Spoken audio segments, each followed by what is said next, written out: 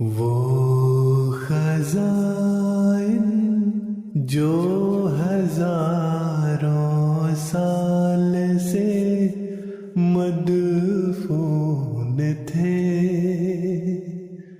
اب میں دیتا ہوں اگر کوئی ملے امیدوار، کوئی ملے امیدوار۔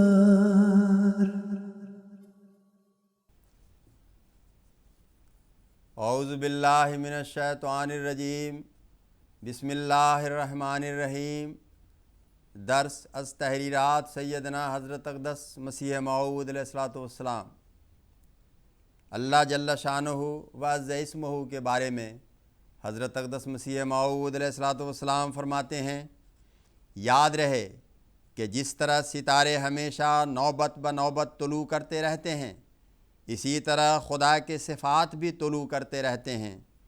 کبھی انسان خدا کے صفات جلالیہ اور استغنائے ذاتی کے پرتو کے نیچے ہوتا ہے، اور کبھی صفات جمالیہ کا پرتو اس پر پڑتا ہے۔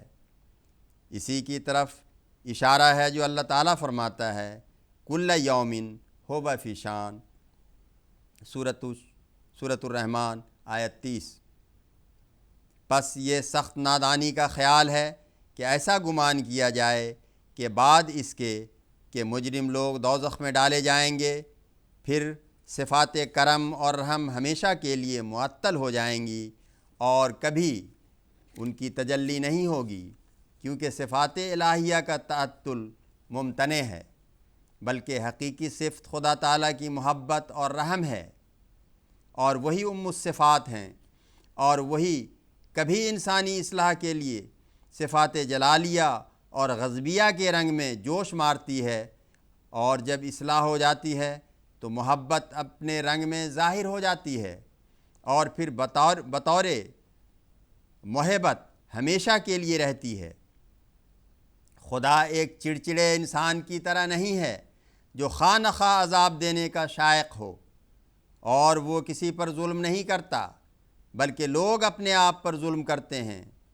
اس کی محبت میں تمام نجات اور اس کو چھوڑنے میں تمام عذاب ہے۔ چشمہ مسیحی، روحانی خزائن، جلد 20، صفحہ 369 تا 370۔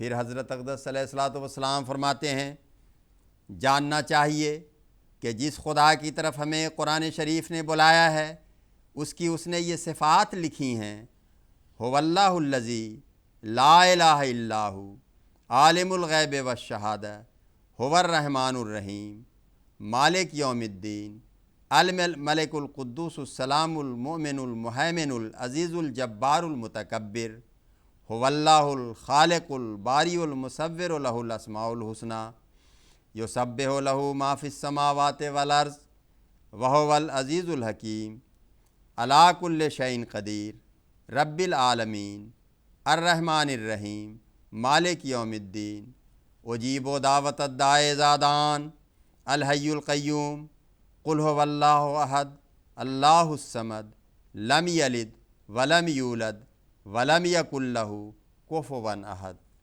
یعنی وہ خدا جو واحد لا شریک ہے، جس کے سوا کوئی بھی پرستش اور فرما برداری کے لائق نہیں۔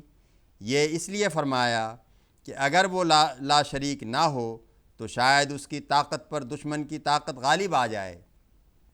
اس صورت میں خدائی معرض خطرہ میں رہے گی، اور یہ جو فرمایا کہ اس کے سوا کوئی پرستش کے لائق نہیں، اس سے یہ مطلب ہے کہ وہ ایسا کامل خدا ہے جس کی صفات اور خوبیاں اور کمالات ایسے اعلیٰ اور بلند ہیں کہ اگر موجودات میں سے بوجہ صفات کاملہ کے ایک خدا انتخاب کرنا چاہیں، یا دل میں عمدہ سے عمدہ اور اعلیٰ سے اعلیٰ خدا کی صفات فرض کریں، تو سب سے اعلیٰ جس سے بڑھ کر کوئی اعلیٰ نہیں ہو سکتا وہی خدا ہے، جس کی پرستش میں ادنا کو شریک کرنا ظلم ہے۔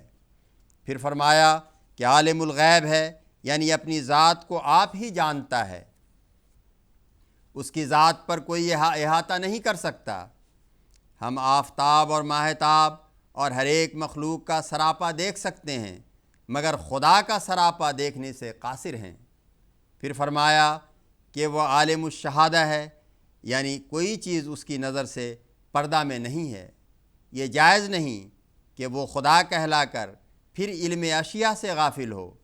وہ اس عالم کے ذرہ ذرہ پر اپنی نظر رکھتا ہے، لیکن انسان نہیں رکھ سکتا۔ وہ جانتا ہے کہ کب اس نظام کو توڑ دے گا اور قیامت برپا کر دے گا، اور اس کے سوا کوئی نہیں جانتا کہ ایسا کب ہوگا۔ سو وہی خدا ہے جو ان تمام وقتوں کو جانتا ہے۔ پھر فرمایا کہ هو الرحمن، یعنی وہ جانداروں کی ہستی اور ان کے اعمال سے پہلے محض اپنے لطف سے، نہ کسی غرض سے اور نہ کسی عمل کی پاداش میں ان کے لیے سامان راحت میسر کرتا ہے، جیسا کہ آفتاب اور زمین اور دوسری تمام چیزوں کو ہمارے وجود اور ہمارے اعمال کے وجود سے پہلے ہمارے لیے بنا دیا۔ اس عطیہ کا نام خدا کی کتاب میں رحمانیت ہے، اور اس کام کے لحاظ سے خدا تعالی رحمان کہلاتا ہے۔ اور پھر فرمایا الرحیم، یعنی وہ خدا نیک عملوں کی نیک تر جزا دیتا ہے اور کسی کی محنت کو ضائع نہیں کرتا، اور اس کام کے لحاظ سے رحیم کہلاتا ہے، اور یہ صفت رحیمیت کے نام سے موسوم ہے۔ اور پھر فرمایا مالک یوم الدین، یعنی وہ خدا ہر ایک کی جزا اپنے ہاتھ میں رکھتا ہے۔ اس کا کوئی ایسا کار پرداز نہیں جس کو اس نے زمین و آسمان کی حکومت سونپ دی ہو اور آپ الگ ہو بیٹھا ہو اور آپ کچھ نہ کرتا ہو۔ وہی کار پرداز سب کچھ جزا سزا دیتا ہو یا آئندہ دینے والا ہو۔ اور پھر الملک القدوس، یعنی وہ خدا بادشاہ ہے جس پر کوئی داغ عیب نہیں۔ یہ ظاہر ہے کہ انسانی بادشاہت عیب سے خالی نہیں۔ اگر مثلاً تمام رعیت جلا وطن ہو کر دوسرے ملک کی طرف بھاگ جاوے تو پھر بادشاہی قائم نہیں رہ سکتی، یا اگر مثلاً تمام رعیت قحط زدہ ہو جائے تو پھر خراج شاہی کہاں سے آئے؟ اور اگر رعیت کے لوگ اس سے بحث شروع کر دیں کہ تجھ میں ہم سے زیادہ کیا ہے، تو وہ کون سی لیاقت اپنی ثابت کرے؟ پس خدا تعالیٰ کی بادشاہی ایسی نہیں ہے۔ وہ ایک دم میں تمام ملک کو فنا کر کے اور مخلوقات پیدا کر سکتا ہے۔ اگر وہ ایسا خالق اور قادر نہ ہوتا تو دنیا کہاں سے لاتا؟ کیا نجات یافتہ لوگوں کو دنیا میں بھیجنے کے لیے پھر پکڑتا اور ظلم کی راہ سے اپنی معافی اور نجات دہی کو واپس لیتا؟ تو اس صورت میں اس کی خدائی میں فرق آتا، اور دنیا کے بادشاہوں کی طرح داغدار بادشاہ ہوتا جو دنیا کے لیے قانون بناتے ہیں، بات بات میں بگڑتے ہیں، اور اپنی خود غرضی کے وقتوں پر جب دیکھتے ہیں کہ ظلم کے بغیر چارہ نہیں تو ظلم کو شیر مادر سمجھ لیتے ہیں۔ مثلاً قانون شاہی جائز رکھتا ہے کہ ایک جہاز کو بچانے کے لیے ایک کشتی کے سواروں کو تباہی میں ڈال دیا جائے اور ہلاک کیا جائے، مگر خدا کو تو یہ اضطرار پیش نہیں آنا چاہیے۔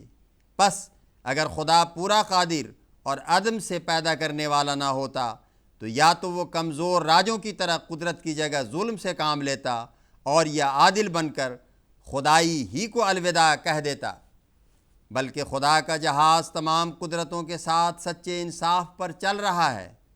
پھر فرمایا السلام، یعنی وہ خدا جو تمام عیبوں اور مصائب اور سختیوں سے محفوظ ہے بلکہ سلامتی دینے والا ہے۔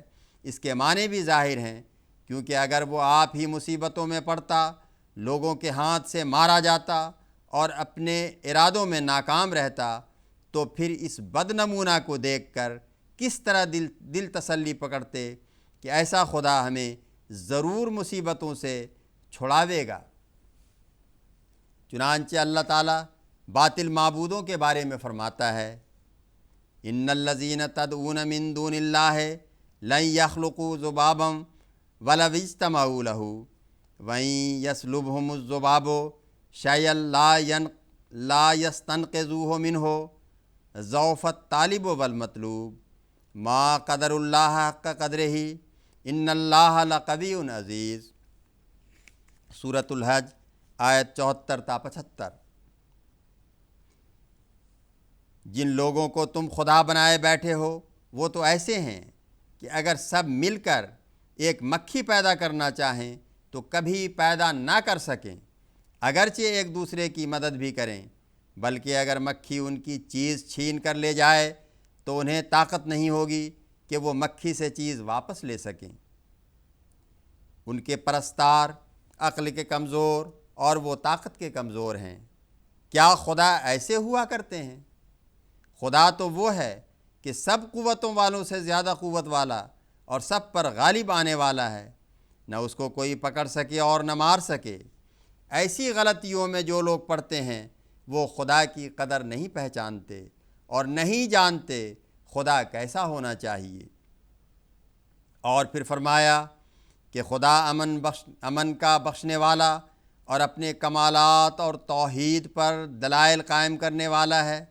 یہ اس بات کی طرف اشارہ ہے کہ سچے خدا کا ماننے والا کسی مجلس میں شرمندہ نہیں ہو سکتا اور نہ خدا کے سامنے شرمندہ ہوگا، کیونکہ اس کے پاس زبردست دلائل ہوتے ہیں۔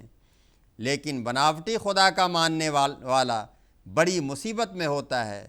وہ بجائے دلائل بیان کرنے کے ہر ایک بیہودہ بات کو راز میں داخل کرتا ہے تا ہنسی نہ ہو، اور ثابت شدہ غلطیوں کو چھپانا چاہتا ہے۔ اللہم صلی علی محمد و آل محمد و بارک وسلم انک حمید مجید۔